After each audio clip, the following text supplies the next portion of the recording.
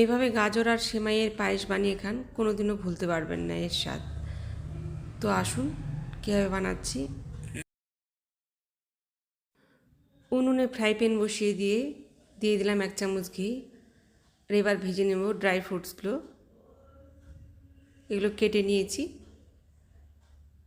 একটু লাল লাল ভাজা ভাজা হয়ে গেলে তুলে নেব। আবারও ফ্রাই প্যান বসিয়ে দিয়ে আবারও 1 চামচ ঘি দিয়ে দেব। এবার সেমাইগুলো ভেজে নেব। বেশি ভাজবো না, হালকা লাল করে ভাজবো।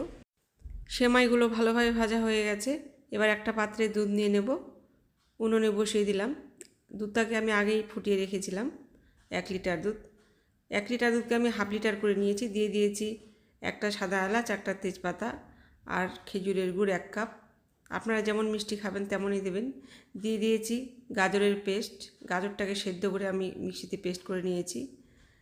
এবারে দিয়ে দিলাম ভেজে রাখা সেমাইগুলো আর ড্রাই ফ্রুটসগুলো ভেজে রাখা। গ্যাসের ফ্লেমটাকে মিডিয়ামে রেখে আরও 2 মিনিট ফুটিয়ে নিয়ে সেমাই সেদ্ধ